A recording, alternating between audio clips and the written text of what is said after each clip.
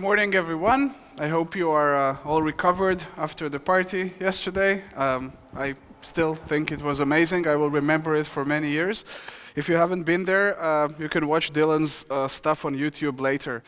So this is a talk on debugging and profiling .NET Core applications on Linux. And I think that some of you don't yet have .NET Core applications running on Linux.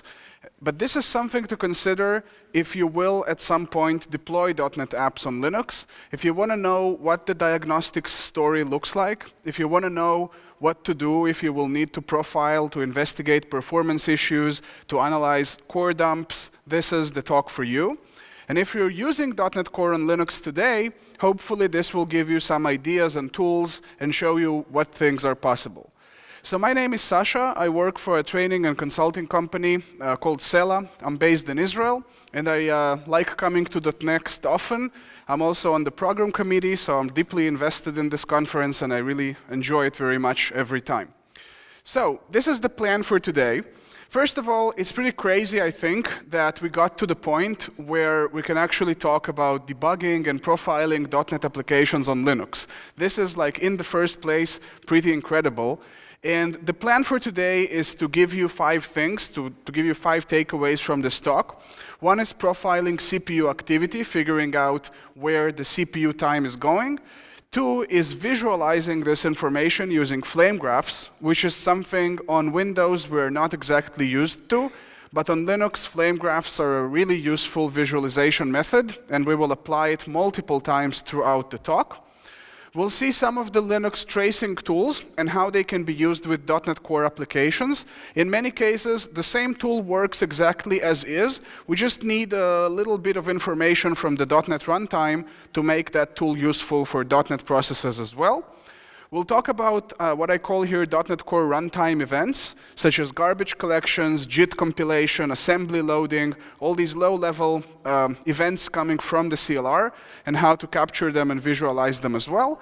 And finally, we'll talk about core dumps, which is more or less the only way to do production debugging of .NET processes on Linux today. So we'll see how to create and analyze core dumps. Just one disclaimer before we get started.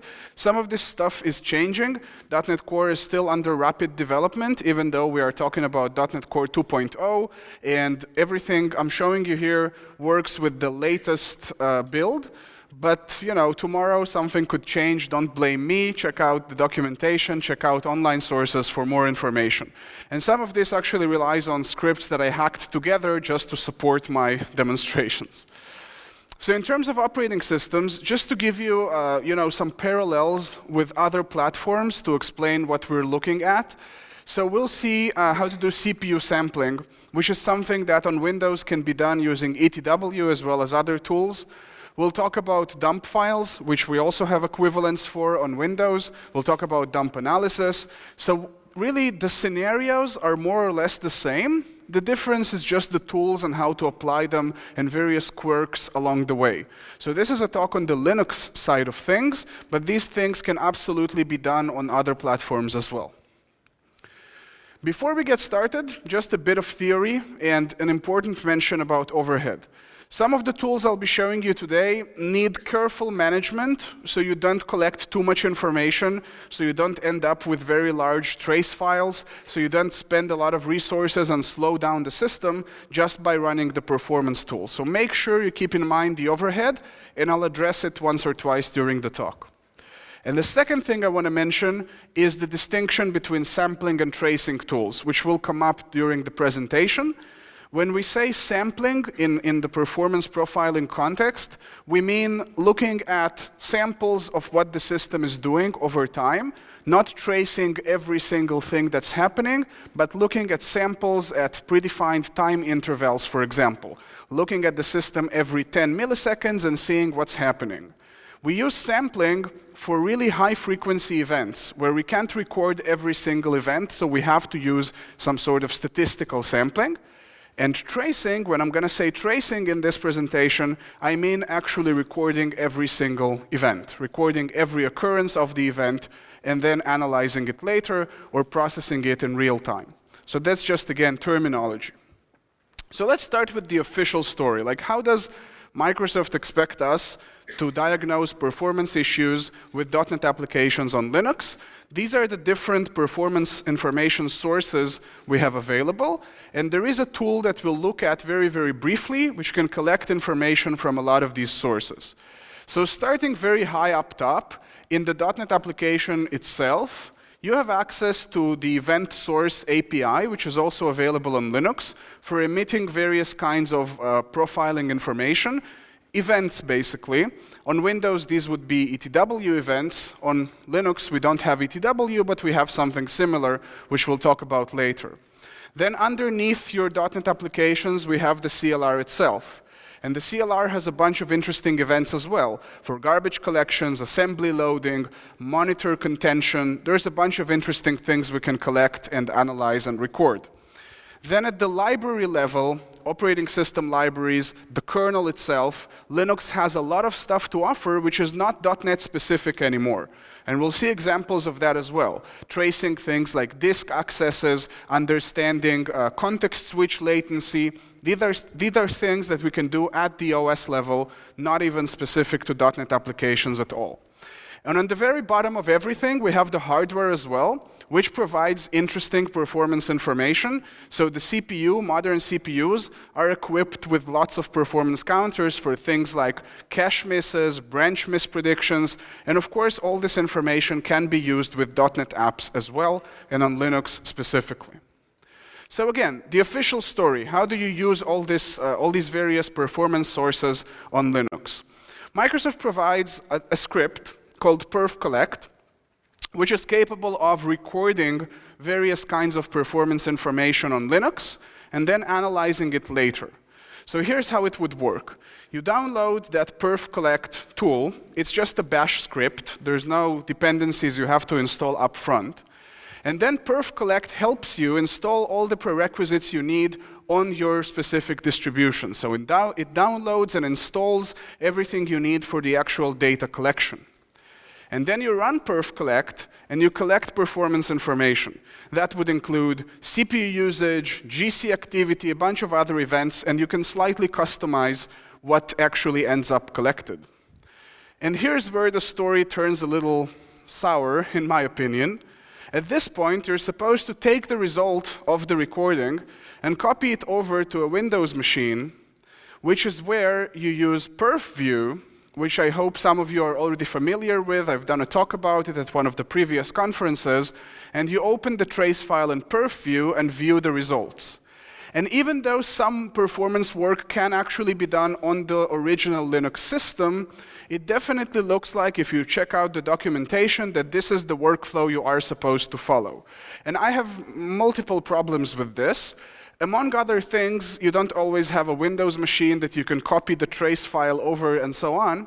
But also, I want to understand what's happening. I want to understand how this script works. I want to understand exactly what is collected. I want to have full control over the events we are recording so that I have control over the overhead as well. So we're not going to use perf collect in this presentation. You can absolutely check it out. It's quite easy to get started with. And perf view itself has great features for opening these result files. But this is not what I'm going to use.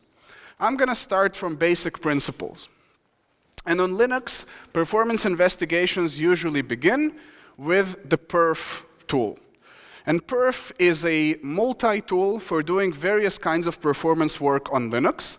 Among other things, it can sample CPU usage, it can record disk accesses, it can record network events, it can record pretty much any performance-related activity on a Linux system. And what's even nicer is that it is developed as part of the Linux kernel.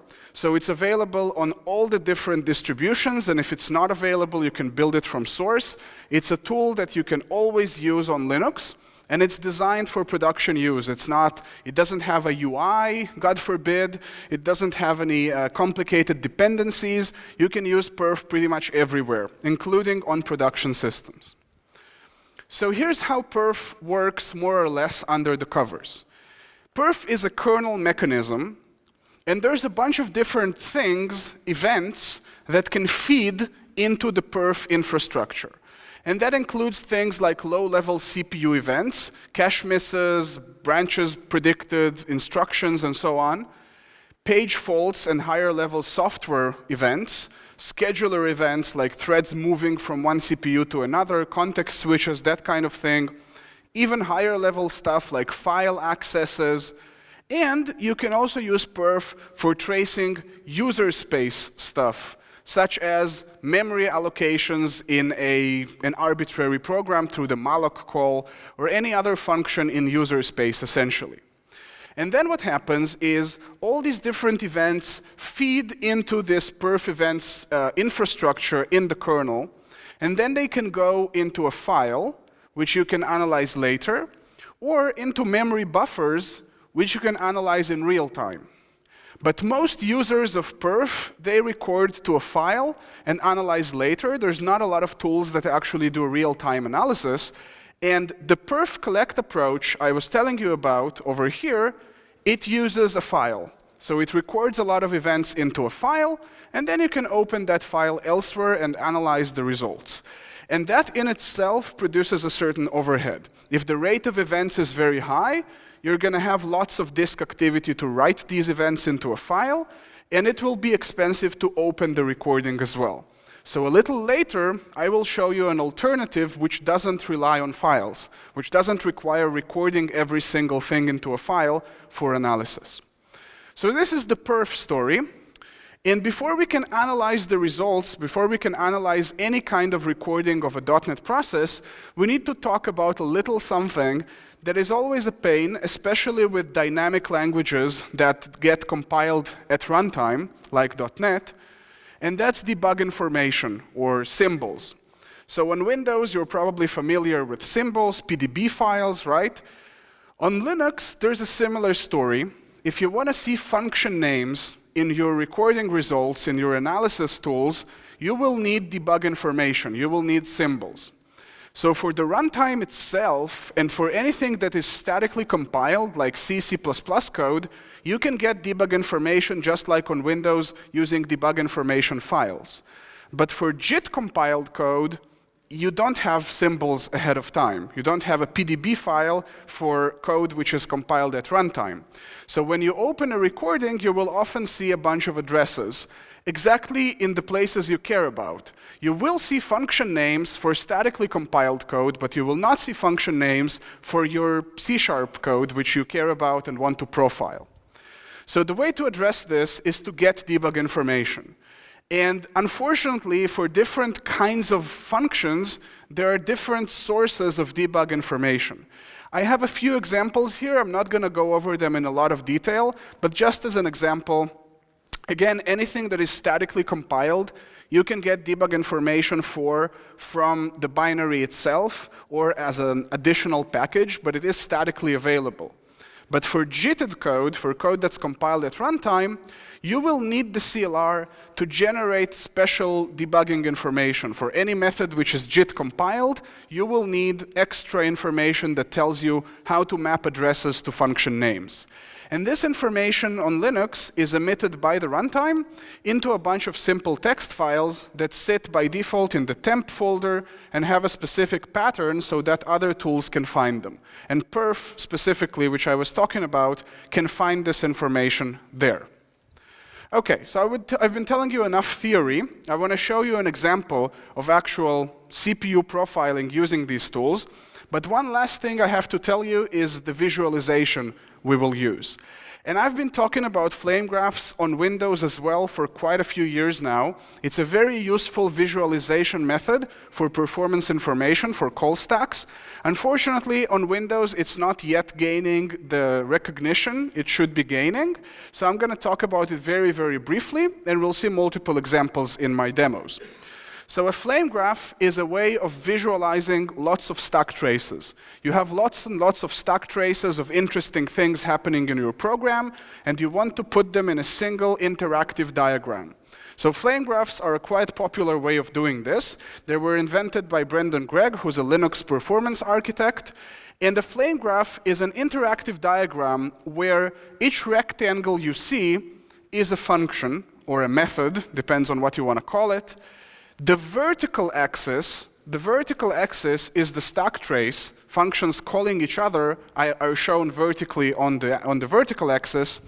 And finally, the wider something is, the more prominent it is, the more time you spent there, for example, the more stack traces like that you had. So basically, when you have a flame graph, you look at the widest things first, and you figure out where you spend your application time. So let's switch to the demo and see how we can CPU profile a .NET Core application running on Linux. I will use a makefile because there's lots of commands to be typing. It's all up on GitHub, and I will share the whole thing with you. So I have this .NET Core application running on Linux. It's a very simple ASP.NET process, which is serving a bunch of different endpoints. And I'll begin by running this auth bench command, which just uses Apache Bench to multiple times hit one of the endpoints on this ASP.NET application. So it's just running there, sending many HTTP requests. And then I'm going to use the auth record step from my makefile to run a perf recording and collect information for 10 seconds and generate a flame graph. Before we do that, of course, we could use just any Linux performance tool to see just general things like CPU usage, for example. So if I run something like top, for instance, I can see that my Gatos process over here is taking almost 200% CPU. So 2 cores almost completely utilized by this process. I'm just saying it makes sense to profile this application for CPU. So I'm going to run this auth bench, auth record step from my makefile. It's running perf, recording for 10 seconds at a certain sampling rate, and then generating a flame graph from the results and uploading it somewhere so we can open it. And notice there are some errors about symbols. I'll talk about it in a moment when we open the resulting flame graph. So just to save us a bit of time, I already have a flame graph, not the same one, but a flame graph open, showing the same information. Just going to zoom in on this a bit. This is where most of my code is. The other areas of this flame graph are not really my code. And you can see, again, each rectangle here is a function, and we should focus on the widest rectangles and the widest rectangles that really belong to us. This is all just .NET code, right? You see Microsoft ASP.NET Core MVC, System Runtime Compiler Services. This is part of the async infrastructure. If I go up a bit, it will eventually lead me to my code. So this here, auth controller post, this is the actual endpoint I was talking to. And this function is responsible for 57% of my CPU time.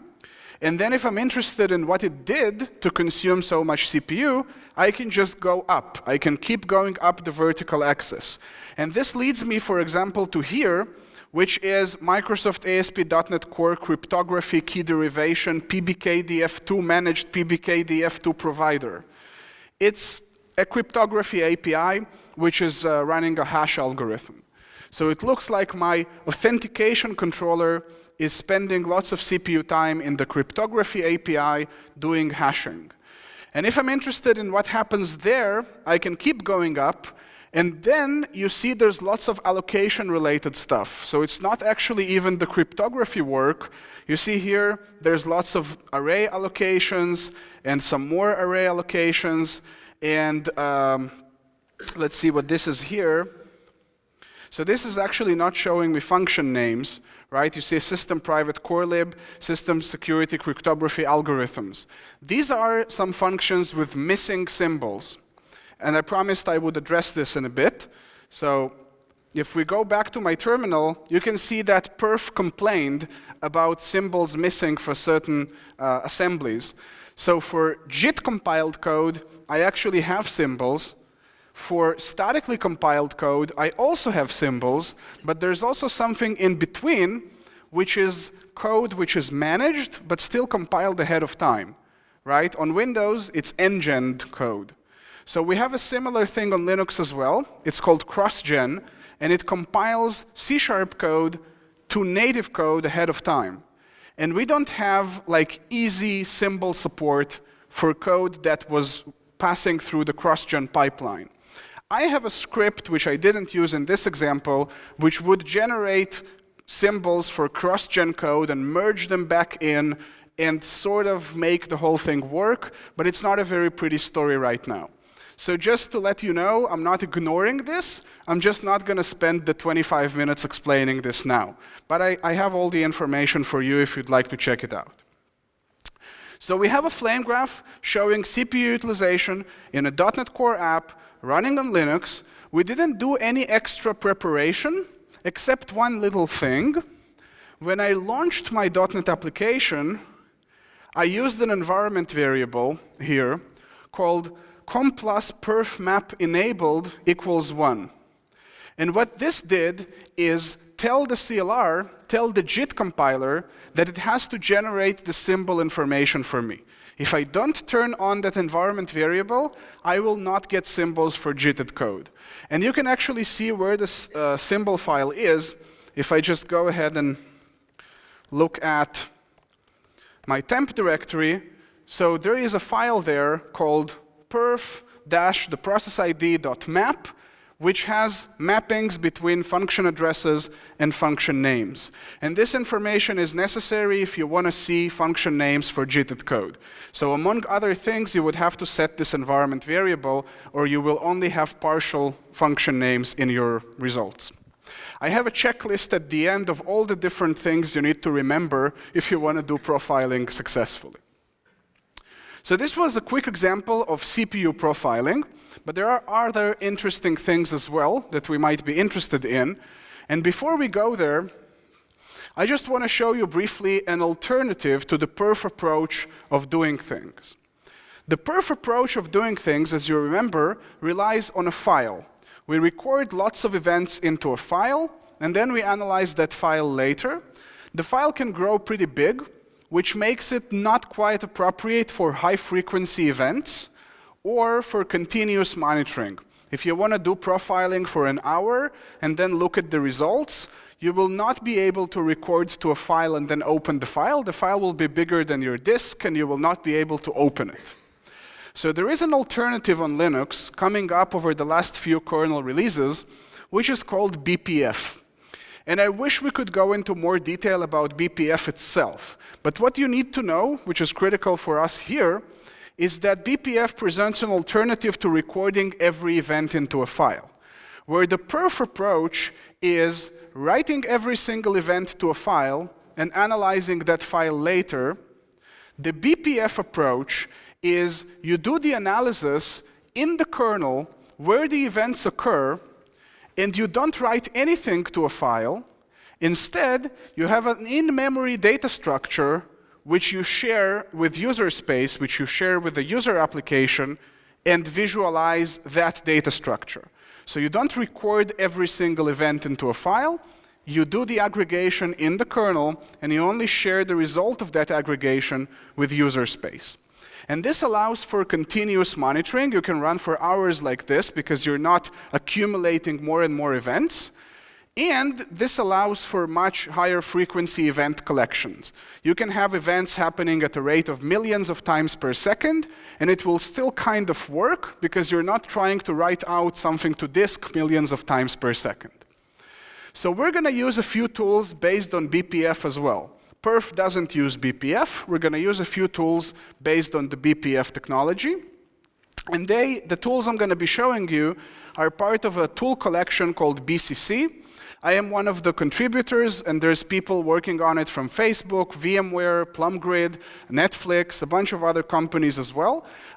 These tools are used across different platforms and systems. For example, they are deployed across all the Netflix production instances, a lot of the Facebook production instances. So they are quite mature. And there are tools in this collection for looking at a lot of different aspects of Linux systems performance. The tools I'm going to be showing you are just a handful, really, and there's a lot of more useful stuff that we could look at by using these tools to investigate our system. So let's take a look at a slightly different scenario. The events I want to trace are going to be slightly different. So I'm just going to run a different benchmark. Let me first show you what the code is, get stats bench and get stats record is what we'll be doing. So I'm going to run a benchmark against a different endpoint called stats. Let's start this first. Get stats bench. So this is running and just hitting that endpoint with lots and lots of requests. And then what I want to do first anyway is get an idea of how many garbage collections I'm having in my ASP.NET application. Now, on Windows, it would be really easy because we have performance counters for garbage collections. But on Linux, with .NET Core, we actually don't have performance counters. So to extract information about garbage collections happening, I have to use a slightly more hacky approach. I will trace a function in the CLR itself, which is called this, ZN3 SVR6 GC heap 24 garbage collect generation EJ9 and so on. This is just, this is the C++ mangled name of a function that actually had a normal name in C++, but this is a function inside the CLR which is starting a garbage collection. So I'm going to trace that function and just print a message whenever that function is invoked. So that's not super interesting. It just prints a message to the terminal whenever there is a GC in my target process. This is fairly inexpensive. There is no data which is being written to files or anything like that. It's not actually using BPF yet. It's using a different technology.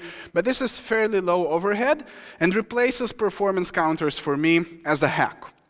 So you see there are quite a few garbage collections going on. And that leads me to the next thing. I want to try and understand where the allocations in this process are coming from, where this process is actually allocating memory.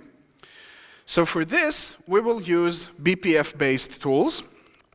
So I have this other step called alloc count. Let's take a look at this one. And in this step, we will be using a tool from BCC called func count in order to count the number of invocations of any function inside the CLR which has new in the function name. And there could be many functions, so doing this sort of thing, if you record every event to a file, would be quite expensive. But the way BPF works is we're not going to push events to a file, we're going to count them in kernel quite efficiently. So let's see what it looks like. I'm going to run that alloc count step, and it records for 10 seconds all invocations of any function that has new in its name inside the CLR, and there's 96 functions like that. And then at the end, it prints out the number of invocations. And you see, there's a lot of functions that got called which have new in their name. Specifically, there were 3 million invocations of this function here called git new p21 core info class struct and so on. This is a function which allocates. And another one here, string object new string, blah, blah, blah. It's also probably a function that allocates. So you can see just at a very basic level the number of allocations that I am performing. And these are all JIT helpers invoked by the JIT when you use the new IL instruction. But then I also want to understand which code these allocations are coming from. Not just count the number of allocations, but show you which stacks in your process are allocating lots of objects. So in this case, instead of just using the tool func count, we're going to use a similar tool called stack count, which performs stack aggregation. It looks at the call stacks for the event that you specify, and then tells you which call stacks occurred frequently. So it's like a profiler, but not for CPU. It's a profiler for allocations, right? So let's run this step in my makefile. And this uses stack count for 10 seconds, and then creates a flame graph of the results. So that instead of looking at a lot of stack traces in the terminal, we will just get a flame graph that shows us which stacks are allocating lots of memory. Again, it's kind of a hacky approach, but it's very bare bones. There's no dependencies. I didn't have to work very hard. Just traced a bunch of functions in the runtime, And again, just to save us a bit of time, I generated the flame graph in advance. And this is what the flame graph looks like. Again, it starts at the very bottom with a lot of low-level stuff we don't care about.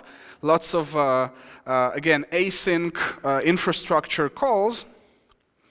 But for example, this is the actual endpoint that we were talking to. So stats controller get is the endpoint I was hitting with all my HTTP requests. And you can see it was allocating quite a bit. But there is also this stack, which I might have not noticed otherwise, which is coming from, as you can see here from the function names, coming from newtons of JSON. So JSON text writer is allocating lots of stuff as well. During this benchmark, I am returning JSON results, so that's also doing a lot of allocations, not even from my code, but from the ASP.NET Web API infrastructure. So this is, again, very, very simple, bare bones allocation tracing, allocation profiling, get an idea of how many allocations you are performing, get an idea of where these allocations are coming from. That's one use case for BCC, and it's very low overhead data collection. I want to show you a slightly different scenario. So I have another benchmark that we're going to use called cats bench. And this one, if we look at the makefile again, cats bench is talking to another endpoint called API/cat. It's getting some information about cats, supposedly. And if we look at CPU usage, unlike the previous examples, CPU usage here is quite low. So that Gatos process is not doing lots of CPU work. But on the other hand, the requests are quite slow. So I only completed 300 requests so far. So it means it's not a CPU-bound endpoint. It's doing some kind of I/O maybe, waiting for a database, waiting for something. So instead of using a CPU profiler, we'll need to use a profiler that can profile blocked time, that can profile off-CPU time. Guess what? We have a tool in BCC which is called, let's just quit the top window, which is called off-CPU time, which profiles off-CPU time. So first, this command here runs pidstat just to show me the CPU usage of my process, and it's 7% pretty consistently, and then 8 and 6 and that sort of thing. But then it runs off-CPU time, which is a tool that records any blocked time my thread has whenever my thread is not on the CPU, and then generates a flame graph of that to show me where my process